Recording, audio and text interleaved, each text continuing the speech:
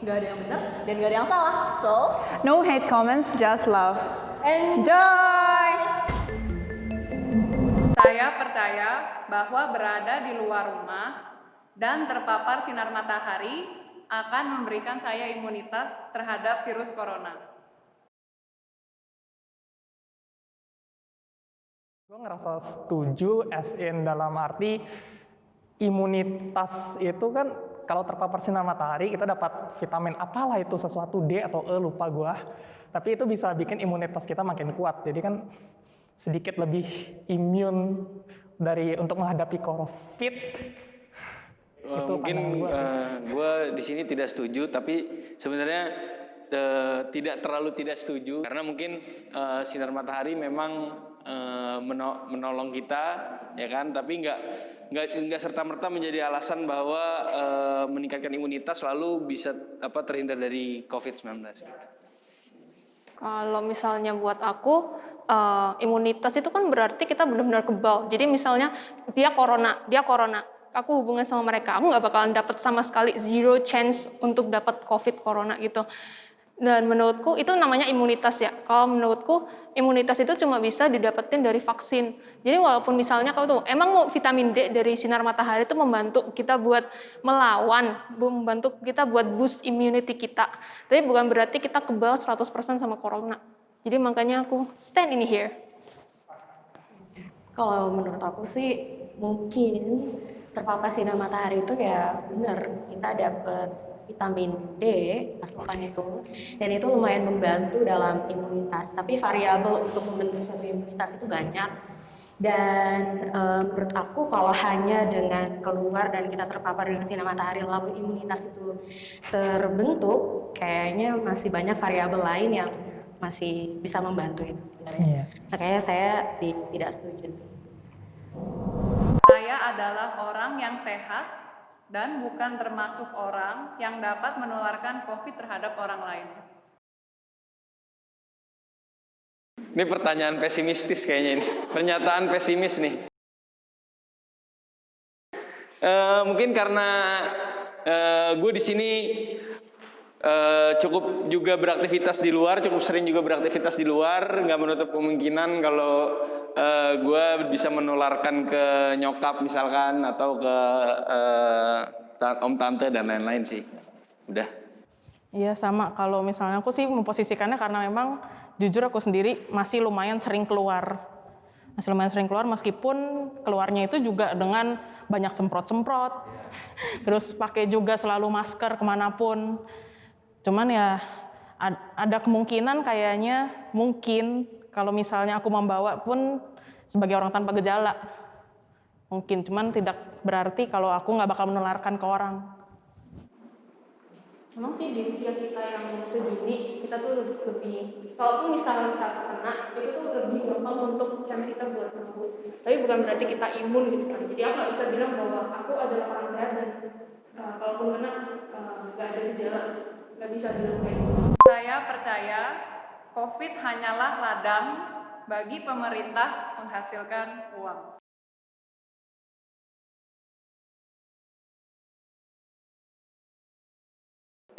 Saya nggak tahu karena saya kurang mengetahui hal-hal politik begini dan saya tidak mau mencampuri.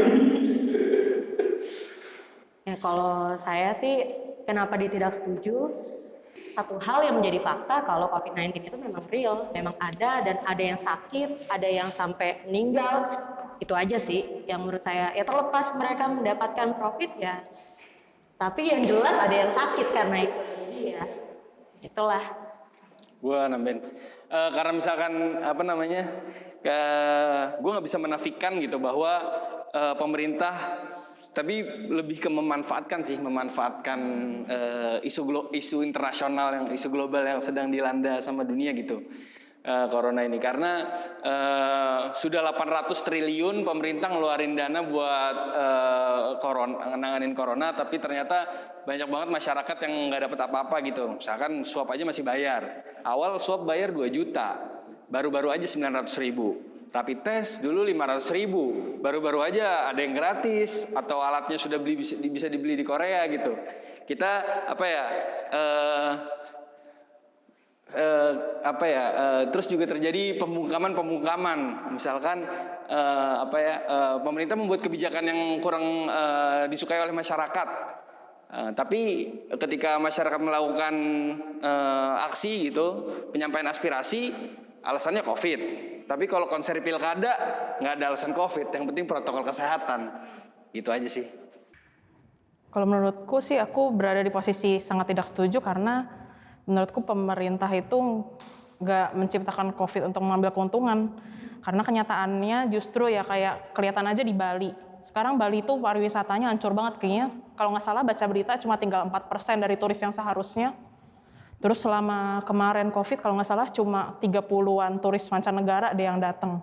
Padahal biasanya kita lihat sendiri di Bali udah kayak di luar negeri. Soalnya orang bule semua di mana-mana naik motor Beat, ya kan? Nah, jadi ya, aku merasa itu memukul perekonomian banget sih sebenarnya. Jakarta juga dengan kayak begini, mal-mal juga tuh rugi banget loh sebenarnya. Padahal mal-mal disuruh tutup.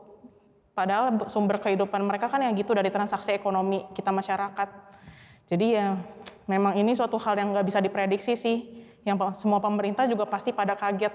Nggak cuma Indonesia aja kok, satu dunia juga. Menurut saya, penyebab angka pasien COVID masih tinggi di Indonesia dikarenakan kebijakan pemerintah.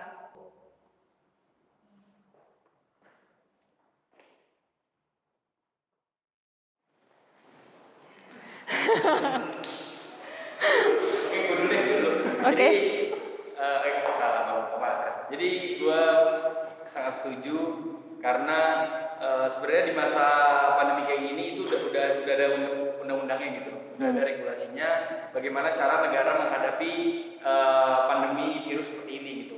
Itu ada karantina kesehatan, ada karantina wilayah, macam-macam.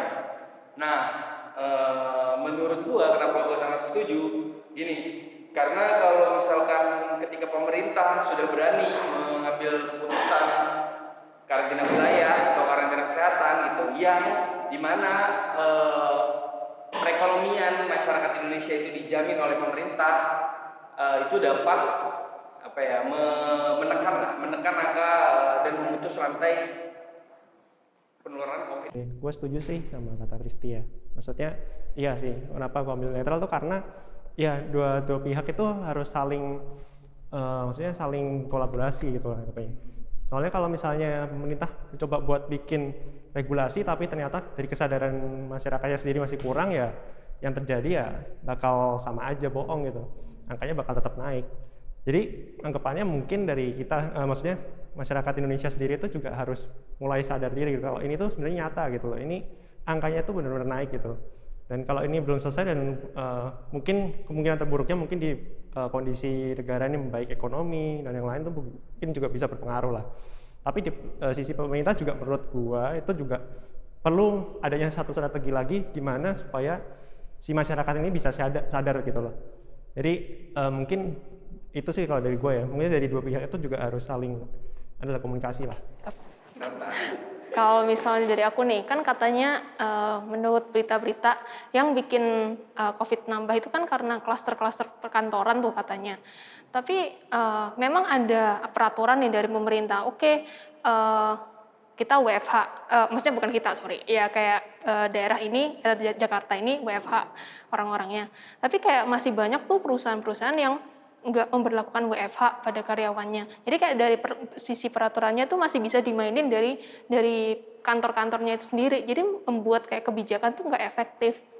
Karena ya kantor, aku juga nggak bisa menyalahkan kayak perkantoran atau perusahaan yang pingin survive ya gitu ya. Mereka ya terpaksa juga untuk melakukan itu karena mereka harus survive gitu. Nah, tapi emang gimana ya? Makanya saya netral, karena di satu sisi, iya, ada salah dari pemerintahnya, harusnya ada tindakan lebih tegas dari pemerintah, tapi nggak setuju juga, karena dari masyarakatnya pun nggak mendukung, dari perkantorannya pun tidak sama, nggak gimana ya, kebijakannya kurang mendukung oleh kebijakan pemerintah. Jadi makanya kayak netral. Lagian kalau dibilang tindakan tegas itu kan batasannya kan kita juga nggak bisa ini. Misalnya kayak sekarang dari pemerintah itu memberlakukan denda ketika kita tidak memakai masker. Nah, misalnya 250 per orang. Kan it's simple, kalau lu nggak pakai masker lu nggak akan didenda, ya kan sebenarnya. Tapi masih banyak banget yang kita temuin. Mungkin ada beberapa dari kita yang melihat orang kayak ya nge-tweet atau apa kayak kenapa sih pemerintah malah ngedenda? Kenapa sih harus memperlakukan? Ya kalau memang nggak mau didenda dirimu ya udah pakai masker. It's simple gitu. Itu untuk dirimu juga kok gitu kan. Jadi menurut kalau dibilang pemerintah melakukan tindakan tegas, batasannya itu yang seperti apa tindakan tegas seperti itu yang diinginkan masyarakat dan bagaimana sih supaya kalian itu mau mendengarkan pemerintah itu sih yang perlu diperjelas. Ya, pasti saya dari setuju pindah ke tidak setuju karena di satu sisi menurut saya ya kebijakan pemerintah tuh sudah ada. Kebijakannya dari yang saya lihat sih bagus, oke. Kurangnya satu, implementasinya. Implementasinya memang kurang, tapi itu bukan masalah kebijakan. Kebijakannya sudah ada. Terus kalau masalah edukasi, saya sudah lihat pemerintah ada berusaha mengedukasi masyarakat. Masalahnya sekarang yang saya rasa masyarakat itu merasa bodoh, kurang kesadaran gitu. Atau merasa ini mungkin hanya hoax atau apa, entah satu alasan ke alasan yang lain, dan pemerintah juga sekedar nggak bisa kasih penalti yang berlebihan juga karena situasi udah begini. Kalau didenda lagi masyarakat mau jadi apa? Itu bakal jadi contoh yang jelek. Aku yakin pemerintah sudah memikirkan jauh ke depan untuk gimana. Cuman memang dari implementasinya sendiri saya rasa masyarakat Indonesia itu yang kurang kesadaran untuk mengikuti atau mendukung pemerintah gitu. Itu menurut saya ya. Gue nambahin dikit sih. Jauh sebelum pasien nomor 1 itu terkuat di Indonesia, itu statement-statement pemerintah dari jarak Desember ke Maret itu nggak masuk di akal gitu. Ketika corona udah ada di Cina, terus kata Bapak Luhut Panjaitan yang tercinta bilangnya nggak ada corona, adanya Corolla. Kata Bapak Maruf Amin yang tersayang, corona bisa terhindar pakai doa kunut. Terus banyaklah statement konyol, bahkan Pak Menteri Kesehatan gitu. Jadi apa ya? Jadi ya kalau misalkan gue sangat setuju karena itu apa namanya termasuk telah membuat kebijakan dengan menyepelekan COVID di Cina itu. Terima kasih. Saya tidak percaya informasi COVID yang dikeluarkan oleh pemerintah.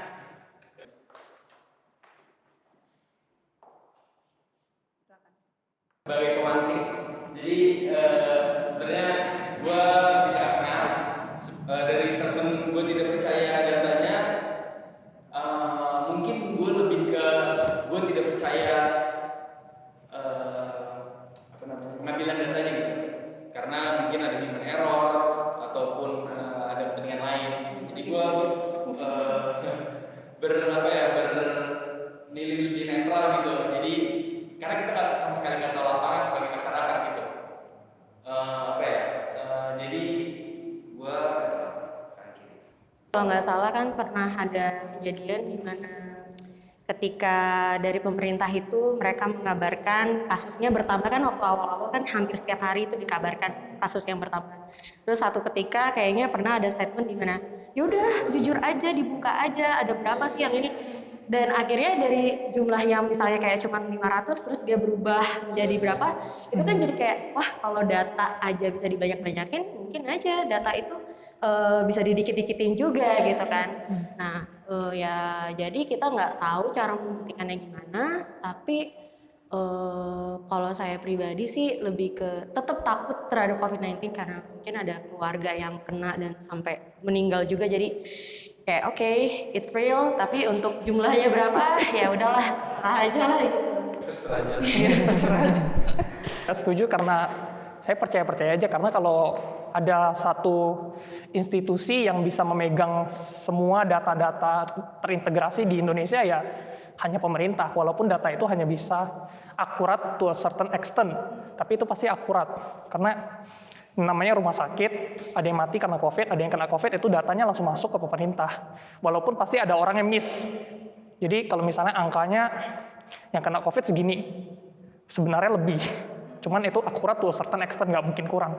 Yang mungkin kurang itu mungkin data yang meninggal. Mungkin di state dimasukin meninggal karena COVID, walaupun sebenarnya karena penyakit lain. Gitu aja sih.